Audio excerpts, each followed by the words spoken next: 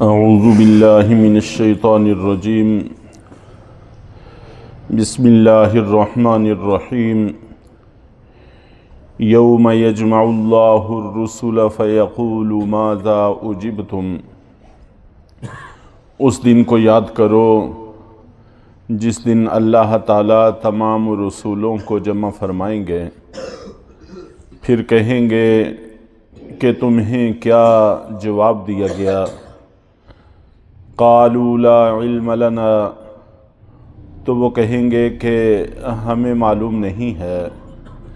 انک انت علام الغیوب، یقیناً آپ غیب کو جاننے والے ہیں۔ قیامت کا میدان قائم ہونے والا ہے۔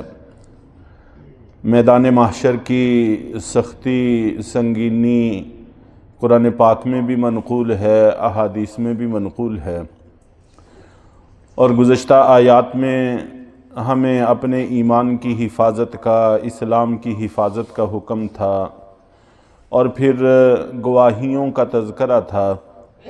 اللہ رب العزت جب بھی احکام ذکر کرتے ہیں تو ساتھ ساتھ آخرت کے احوال بھی ذکر کرتے ہیں، تاکہ آخرت کے احوال کو ملحوظ خاطر رکھتے ہوئے احکام پر عمل کرنا آسان ہو جائے۔ تو ہمیں یہ بات سمجھائی جا رہی ہے کہ اگر پورے طور پر ان احکام کو بجا نہیں لاؤ گے تو پھر ایک بڑا دن قائم ہونے والا ہے جس دن اپنے سب کچھ کیے کا حساب دینا ہوگا۔ تو وہاں پر سبھی سے سوال ہوگا، سبھی سے پوچھ گچھ ہوگی، لیکن سب سے پہلے اللہ رب العزت انبیاء اور رسول سے سوال کریں گے، اس کا یہاں پر تذکرہ ہے۔ اور انبیاء اور رسول سے جو سوال کیا جائے گا وہ بھی در حقیقت امتوں کی تنبیہ کے لیے ہوگا۔ بس اوقات ایسا ہوتا ہے کہ کسی ایک سے سوال کیا جاتا ہے تو مقصود دوسروں کو تنبیہ ہوتی ہے۔ جیسے قرآن پاک میں زندہ درگور کی ہوئی بچیوں کا تذکرہ ہے کہ قیامت والے دن وَإِذَا الْمَوْءُودَةُ سُئِلَتْ بِأَيِّ ذَنْبٍ قُتِلَتْ، جن کو زندہ درگور کر دیا گیا تھا ان سے پوچھا جائے گا کہ تمہیں کون سے گناہ کی سزا میں، کس جرم کی سزا میں زندہ دفن کیا گیا تھا۔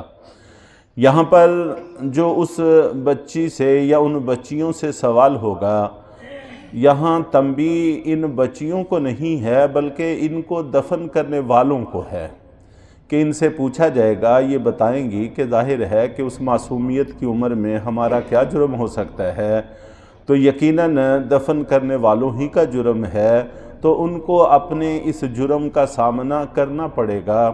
تو ایسے ہوتا ہے کہ بسا اوقات ایک سے سوال ہو اور مقصود وہاں پر تنبیہ دوسروں کو ہو۔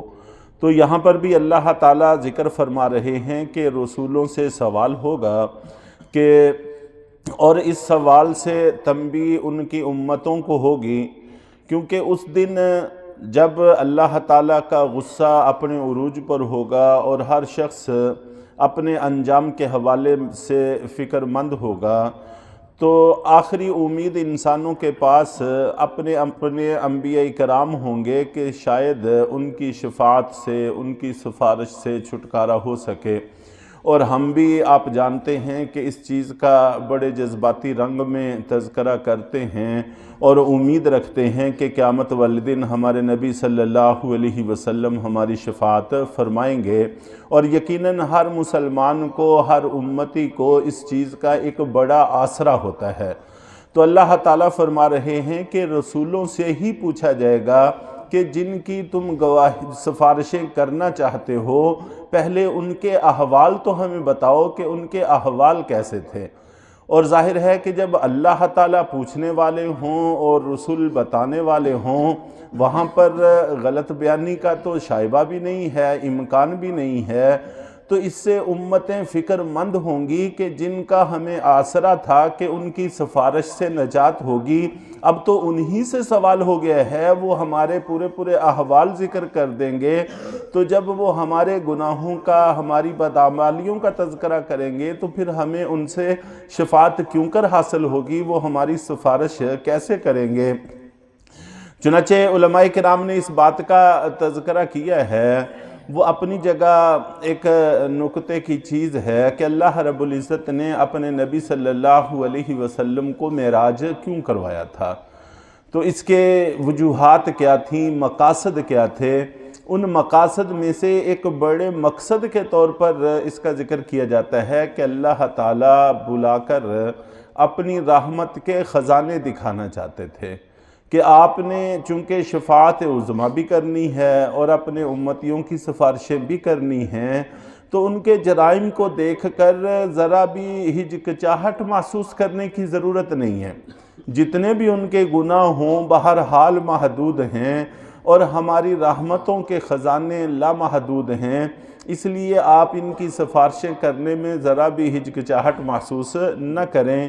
لیکن پھر بھی ایک لمحہ آئے گا کہ امتیں فکر مند ہوں گی کہ اب ہمارے چھوٹنے کی سبیل کیا ہوگی۔ یہاں پر سوال تو رسولوں سے کیا جائے گا، لیکن تنبیہ امتیوں کو مقصود ہوگی، اور سوال کیا جائے گا رسولوں سے، ان سے پوچھا جائے گا کہ تمہاری امتوں کے احوال کیسے رہے، تم نے جا کر ان کو میرا پیغام دیا تو میرے پیغام کو سن کر انہوں نے کیا جواب دیا؟ فَيَقُولُ مَاذَا أُجِبْتُمْ، ان سے کہا جائے گا کہ تمہیں کیا جواب دیا؟ تو رسول کہیں گے لا علم لنا، اے ہمارے رب ہمیں تو اس حوالے سے معلوم نہیں ہے۔ آپ جانتے ہیں کہ دنیا کا جتنا بھی نظام چلتا ہے یہ مشاہدے پر چلتا ہے۔ ہم جتنی گواہیاں دیتے ہیں مشاہدے پر دیتے ہیں، اور مشاہدے کا تعلق ہمارے ظاہر کے ساتھ ہوتا ہے۔ دل کے بیت اللہ جانتے ہیں، اللہ کو پتہ ہے۔ تو انبیاء اور رسول اس وقت کہیں گے کہ اللہ وہ دنیا کا نظام تھا جس نے ہمارے سامنے ایمان کا اظہار کیا، ہم نے ان کے اس دعوے کو تسلیم کر لیا۔ جس نے ایمان کا انکار کیا، ہم نے اس کے انکار کو قبول کر کے اس کو غیر مسلم ٹھہرایا، اور جس نے ہمارے سامنے اچھے اعمال کیے ہم نے اس کو اچھا تصور کیا، اور جس نے برے اعمال کیے ہم نے اس کو برا تصور کیا۔ جبکہ دنیا کے اندر پکے اور مخلص مسلمان بھی تھے، اور پکے اور کافر غیر مسلم بھی تھے، اور منافق بھی تھے جو اوپر سے تو کلمہ پڑھتے تھے لیکن اندر کفر چھپائے ہوئے تھے۔ تو دنیا کے اندر جتنا بھی نظام ہے یہ سارا کا سارا مشاہدے پر ہے۔ چنانچہ اللہ کے نبی صلی اللہ علیہ وسلم کا فرمان بھی یہی ہے۔ آپ نے فرمایا کہ ہم ظاہروں کے مکلف ہیں، باقی اندر کے معاملات یہ اللہ کے سپرد ہیں، وہ اللہ بہتر جانتے ہیں۔ چنانچہ وہ واقعہ معروف اور مشہور ہے کہ دوران جنگ ایک صاحب کو غیر مسلم کو قتل کرنے لگے تو اس نے کلمہ پڑھ لیا تھا، تو صحابی نے پھر بھی یہ سمجھ کر کہ شاید اس نے دل سے نہ پڑھا ہو، جان چھڑانے کے لیے ہیلا کیا ہو، اس کو قتل کر دیا۔ تو جب یہ مقدمہ اللہ کے نبی صلی اللہ علیہ وسلم کے سامنے پیش ہوا تو آپ نے سخت ناراضگی کا اظہار کیا۔ آپ نے فرمایا کہ اس نے کلمہ پڑھ لیا تھا پھر بھی تم نے اس کو قتل کر دیا۔ تو صحابی رسول نے کہا کہ اللہ کے رسول اس نے جان بچانے کے لیے ایسا کیا تھا۔ تو آپ نے فرمایا کیا تم نے اس کا دل چیر کے دیکھ لیا تھا؟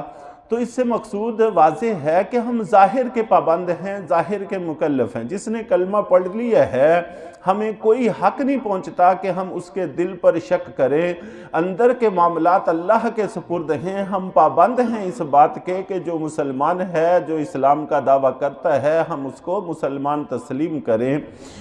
تو یہ دنیا کا نظم ہے۔ باقی آخرت کا نظم ظاہر پر نہیں ہے، وہاں پر فیصلے اندر کے حوالے سے ہوں گے تو دلوں کی بات ہوگی۔ تو اس حوالے سے انبیاء اور رسول وہاں پر عرض کریں گے کہ اللہ ہم تو دنیا کے نظام کے مطابق ہی سب کچھ بتا سکتے ہیں، باقی یہاں پر جو نظام ہے کہ حقیقت کیا تھی، حقائق کیا تھے، اندر کیا تھا، تو وہ تو آپ ہم سے کہیں زیادہ جانتے ہیں۔ اِنَّكَ أَنْتَ عَلَّامُ الْغُیُوبِ، آپ غیب کو بہت زیادہ جانتے ہیں، اس لیے آپ اپنے علم کی روشنی میں فیصلے فرمائیں۔ تو انبیاء کرام اول واہلہ میں یہ بات ذکر کریں گے کہ اللہ دلوں کے بید ہم نہیں جانتے اور آپ غیب کا علم جانتے ہیں۔ اور یہ دنیا کا ایک محاورہ بھی ہے، ہم دنیا کے اندر گفتگو کرتے ہیں، جب کوئی زیادہ جاننے والا کم جاننے والے سے کچھ پوچھے تو آگے بتانے والے کو پتہ بھی ہو جن کے بارے میں یا جتنا پتہ بھی ہو تو وہ کہہ دیتا ہے کہ ہم بھلا کیا جانیں، آپ ہم سے کہیں زیادہ جانتے ہیں۔ تو یہ عام محاورے میں یہ لفظ کہا بھی جاتا ہے۔ تو یہاں پر بھی انبیاء کرام سبھی کے بارے میں اگرچہ تمام اعمال سے تو آگاہ نہیں ہوتے، لیکن جو ان کے ہاتھ پر ایمان لائے ان کے حوال سے آگاہ ہیں، اور جنہوں نے ان کے سامنے انکار کیا ان کے احوال سے آگاہ ہیں کہ اور جن کے بارے میں اللہ نے خود بتایا کہ فلاں فلاں منافق ہیں، ظاہر ہے کہ ان کے بارے میں بھی ان کو پتہ ہے کہ یہ منافق ہیں۔ تو بالکلیہ یہ کہ پتہ ہی نہیں ہے ایسی بات بھی نہیں ہے، لیکن یہ محاورہ بھی ہے اور اللہ کے سامنے اپنے عجز کا اظہار بھی ہے کہ اللہ ہم دنیا کے نظام کے پابند تھے اور ہمارا علم آپ کے مقابلہ میں بہت ہی محدود ہے، اور آپ جب کہ سب کچھ جانتے ہیں تو آپ کے سامنے ہم بھلا کیا بتلائیں۔ چنانچہ پھر اللہ تعالیٰ کے سرکاری گواہ حرکت میں آئیں گے، انسان کے زبان پر مہر لگا دی جائے گی، اس کے اعضاء گواہی دیں گے۔ تو اللہ رب العزت نے اس کا بھی قرآن پاک میں تذکرہ کیا ہے کہ اللہ تعالیٰ وہاں پر انسان کی زبان پر مہر لگا دیں گے اور پھر اس کے اعضاء وہاں پر بولیں گے الیوم نختم علی افواہہم وتکلمنا ایدیہم وتشہد ارجلہم بما کانوا یکسبون، کہ آج کے دن ہم ان کے منہوں پر مہریں لگا دیں گے اور ہم سے ان کے ہاتھ کلام کریں گے اور ان کے پاؤں اور ٹانگیں کلام کریں گی ان کاموں کے بارے میں جو یہ کیا کرتے تھے۔ وہاں گواہیاں بھی ہوں گی، انبیاء کرام سے بھی گواہیاں لی جائیں گی، اعضاء سے بھی گواہیاں لی جائیں گی اور بہت ساری چیزیں گواہیاں دیں گی، تو ان کا بھی انشاءاللہ العزیز تذکرہ ہوگا۔ اول واہلہ میں انبیاء کرام سے یہ سوال کیا جائے گا اور وہ یہ جواب دیں گے، اس کا تذکرہ ہے۔ اللہ تعالی ہم سب کو آخرت کی تیاری کی توفیق عطا فرمائے۔